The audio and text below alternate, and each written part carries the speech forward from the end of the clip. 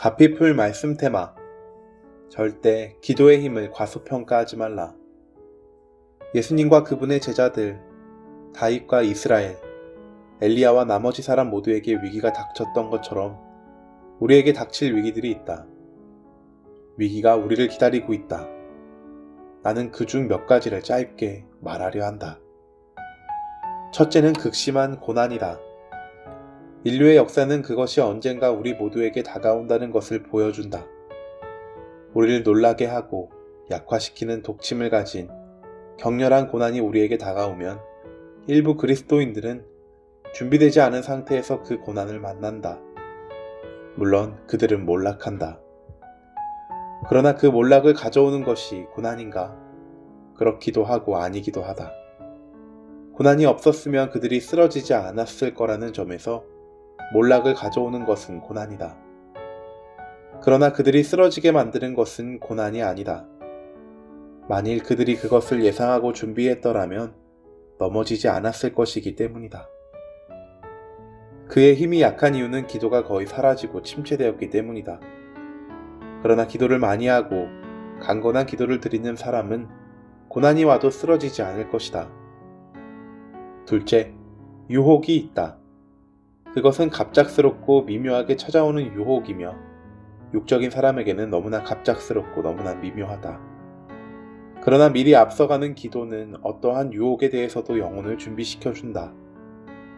다윗이 수치스럽고 비극적인 유혹에 빠진 것은 그가 옥상에 올라갔던 그날이었을까? 아니다. 역사학자들은 중간에 다윗에게 긴 공백 기간이 있었다고 말한다. 그들은 그때 다윗이 무엇을 하고 있었는지 모른다. 나는 다윗이 하지 않은 것 한 가지를 알고 있다. 즉, 그는 그의 하나님을 섬기지 않았다. 밖에 나가 별들을 바라보며 하늘이 하나님의 영광을 선포합니다라고 말하지 않았다.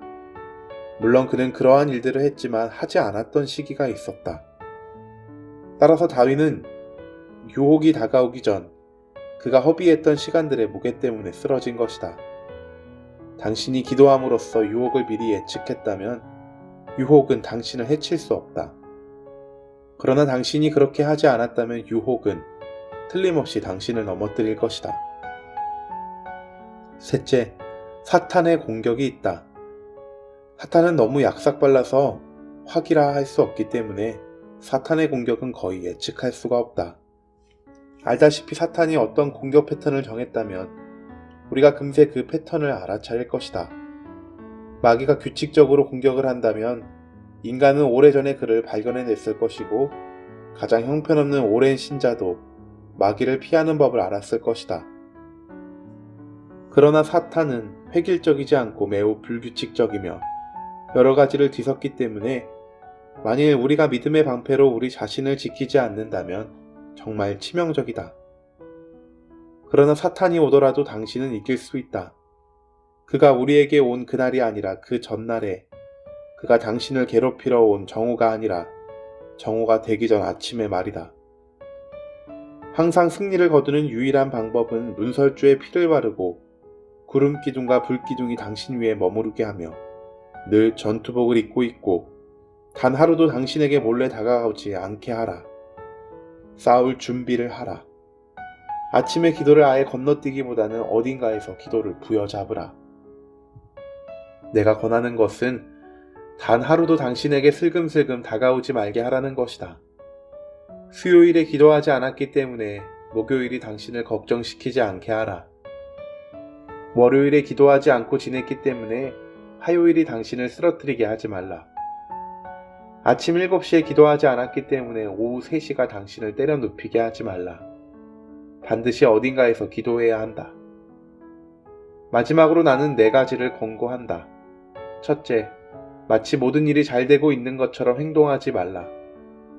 마귀가 한동안 당신을 내버려 둔다면 당신은 큰 어려움이 없고 무척 행복하며 상당히 영적인 사람으로 지내면서 이렇게 말하기 쉽다.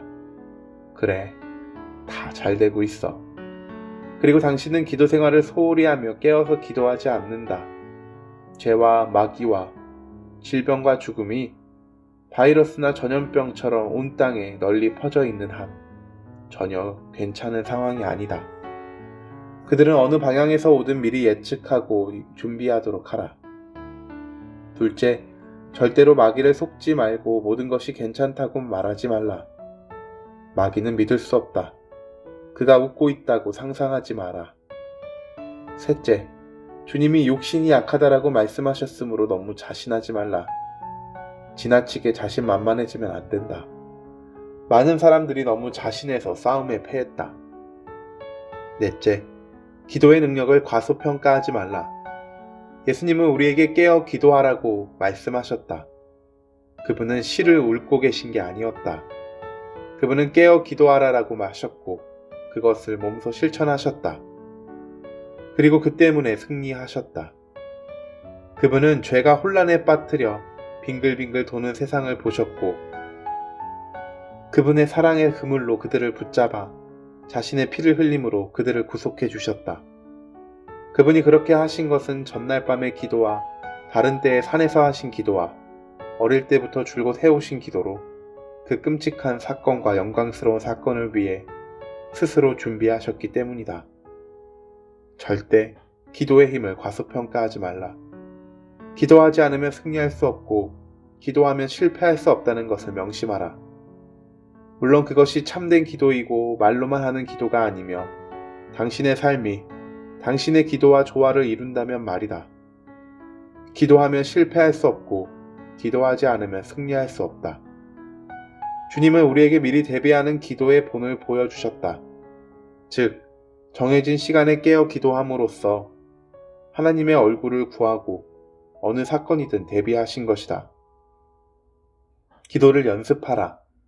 그러면 어떤 일이 일어나더라도 우리 주 예수 그리스도처럼 다니엘이나 엘리야나 혹은 다른 믿음의 사람들처럼 당신은 의기양양하게 지나갈 수 있을 것이다. 기도가 언제나 이기기 때문이다.